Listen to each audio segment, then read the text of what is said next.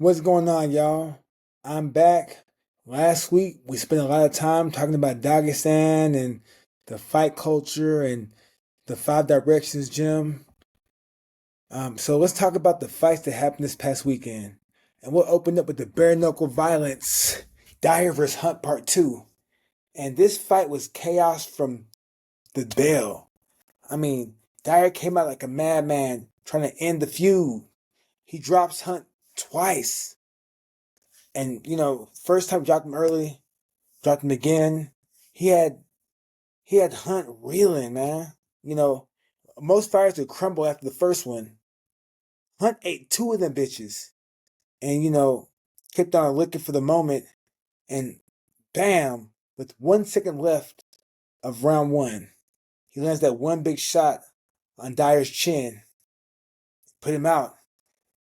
Then he reclaimed his title, and man, he just proved that he's a fucking legend. He's the bare knuckle great. And once he grabbed the microphone, he called out Platinum Mike Perry and said, "Hey, Mike Perry, you have that platinum pussy, and I want it, and I'm there for it." Lorenzo Hunt's a special fighter. He's a dog. He's athletic, and he's just built for bare knuckle. But so is Mike Perry, because Mike Perry's been on the run. He's actually undefeated in the bare knuckle arena. Now Lorenzo Hunt has one loss, and that loss is to another great fighter, Gustavo Trujillo. But let's talk about like the top fighters in bare knuckle right now. We got Lorenzo Hunt. We have Mike Perry. We have Brito. We have Palomino. We have Trout. We have Baba Yaga, Bryce Henry. But let's talk about the ones that put in the most work so far. Hunt, Brito, Ferreira, Palomino, Britain Hart. And then we can't forget Jason Knight and Artem Lobov, because when those two fought, that was the Stephan Bonner, Forrest Griffin fight that put the BKFC on the map. And that fight was crazy. I remember watching that shit, and I was entertained. And I was always a fan of bare knuckle, but that fight right there kind of just put bare knuckle in a whole new light. So when Mike Perry and Lorenzo Hunt face off for the King of Violence belt, yeah, your boy will be watching. And I favor Lorenzo Hunt because he's special. Both men are built for bare knuckle, but Lorenzo Hunt just hits different. I mean, this ain't the first time we've seen him come from behind and get off the canvas twice to deliver a vicious knockout blow. Because 2 years ago, he did the same thing to Mike Richmond, and Mike Richmond ain't no joke. All right, so let's go on to the second fight, the redemption fight. Because both fights are redemption fights, but Dyer did get a chance to redeem himself. But in the rematch between Conor Benn and Chris Eubank Jr., Conor Benn redeemed himself. Now, the fight took place in London, across the pond, and when I say that venue was sold out, that shit was sold out. I mean, it was amazing. Other than hearing them sing Sweet Caroline, I hate that fucking song. The atmosphere was electric. I saw Conor Benn come out, nice walkout, but Chris Eubank Jr. came out with 50 Cent. He came up with 50 Cent, and that shit was cool. Now, I'm not the biggest 50 Cent fan, but for a walkout, that shit was hitting. And the bad thing about the walkout is Eubank Jr.'s walkout performance was 80 times better than his performance in the ring. Oh, man, it was bad. He looked horrible, actually. Now, Conor Benn, he looked sharp. He looked the exact opposite of the first fight. Because in the first fight, he came out too hot and punched himself out and didn't have a game plan. He looked reckless and he looked bad. But it was a good fight. But the rematch, he came out aggressive but composed, stuck to a game plan. He kept Eubank Jr. on his back foot, and he actually dropped him twice in the 12th round. And the fight wasn't close. They scored it wide for Conor Benn. And I think that this rivalry is done. I don't think that I don't see Eubank Jr. bouncing back from this. I don't think he's a 160 pounder for one. He's a super middleweight. And at 160, he looked horrible. People tend to forget in the first fight, Eubank Jr. missed weight. And that might have helped him. Now, in the second fight, he made the weight, but he came in lighter than Conor Benn, who's actually a smaller man. But, yeah, Chris Eubank Jr. looked bad, and Conor Benn looked good. And I think that rivalry should be done. I would like to see Conor Benn go to 154 or 147, and I would like to see Chris Eubank Jr. either retire or heal up and come back at 168 super middleweight and see who's there he could fight. I don't think he can really beat many people there because there's some killers there, but he's a big name, so he can demand a good pay. All right, y'all. So we're done with the recap of the fights over that happened on Saturday. So let's talk about the fights this weekend coming up. And I think in Saudi Arabia. So we have David Benavidez versus Anthony Yarde. David Benavidez has a record of 30-0 with 24 wins by KO. Anthony Yarde has a record of 27-3 with 24 wins by KO. So they both have the same amount of knockouts. Their height, Benavidez is 6'2", Anthony Yarde is 6 foot tall. So Benavidez carries a 2-inch height advantage. For the reach, we have Benavidez with a 74.5-inch reach, and we have Anthony Yarde with a 72-inch reach. So right there, Benavidez has 2.5 inches over Yarde. Both men fight out of the orthodox stance, and Benavidez's style is more like a pressure volume inside grinder. He'll go to your body, and he just breaks you down and gets you out of there. Where we have Anthony Yarde, who's an explosive counterpuncher, and he can really punch. One punch power, he carries one punch power in both hands, and it's pretty impressive. So what to watch out for? Benavidez's volume and his engine. He gets stronger as the fight goes on. And the more he starts to touch you up, the more he throws. Yarde has one punch power. He can hurt anybody early. So Benavidez needs to watch out early in the fight. And the jab battle, whoever wins the jab sets the geography. So I'm not sure what Yarde's going to look to do. Maybe keep him in outside range. But I know Benavidez will want to get in mid-range and close range to do his work.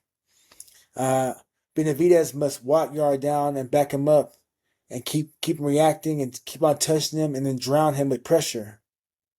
Yarde, on the other hand, must stay fresh and pick the perfect time to time him with counters. Conditioning, this might come down to conditioning as well because I know Benavidez will be in shape. And Yarde has shown the propensity to fade where Benavidez drives late because he has that conditioning and he has that good heart and them good lungs. I favor Benavidez in this fight, but you cannot count out Anthony Yarde because he does carry a lot of power in both hands. The next fight will be Brian Norman Jr. versus Devin Haney. Brian Norman Jr. carries a belt. I'm not sure which one. I think it's the IBF. Fact check me, correct me if I'm wrong. I'm not sure, but I know he carries a belt. His record is 28-0 with 22 wins by KO. And Devin Haney's record is 32-0 with 15 of those wins by way of KO. Brian Norman's 5'8". Devin Haney's 5'9". Brian Norman Jr. carries a 72-inch reach. Devin Haney carries a 71-inch reach. Both men fight out of the orthodox stance. Brian Norman's style is aggressive. He's a puncher and he's a great finisher. He'll get you out of there. If he hurts you, you're gone. And you can tell by his knockout ratio. Now, Devin Haney is a technical boxer who likes to stick and move, and he likes to control the range as well as the tempo with the straight punches and the jab and feints. And what to watch out for? Norman, let's see how he does his pressure. How will he implement the pressure on Haney? Will he go the body? Will he cut him off? Will he do both? Now, Haney has to use his feet. He has to stick and move. He must control the real estate. He must clinch here and there to break up Norman's momentum with tie-ups. He has to clinch, slow him down. Norman wins if he can make it dirty. If he could push Haney to the ropes and force exchanges and land big shots. But if Haney can make it clean and stay pretty, stick and move, clinch, reset, turn him and frustrate him, he could win this fight. But the early rounds really do matter, because if Norman can dictate the early rounds, then he'll make Haney have to fight, and he'll have to force Haney to respect him. But we'll see. Right now, I favor Haney due to his experience, and he also carries my mentor in his corner, Coach Brother Fareed Samad, who's a great technician and tactician from Philadelphia, and he's trained the who's who in boxing. Okay, the third fight we're going to talk about is Sam Noakes versus Abdullah Mason. I love me some Abdullah Mason, boy. He's from Ohio. He can fight his ass off, boy. So Abdullah Mason is 19-0 with 17 wins by way of KO. Sam Noakes is 17-0 with 15 wins by the way of KO. Abdullah Mason's 5'9", Sam Noakes is 5'8". So right there, Abdullah Mason has a 1-inch height advantage. And with the reach, Abdullah Mason has a 74-inch reach. I couldn't find the reach on Sam Noakes, but it varies from 70 to 74, so it might be kind of similar. Now, Abdullah Mason's a southpaw, a slick southpaw. Sam Noakes is an orthodox fighter. Now, Abdullah Mason's style, he's sharp and he's an explosive technician. He carries a great jab. He has some great counters. He's a very athletic fighter. He's fast. Oh, he's fast. He's slick. And he is smooth, y'all.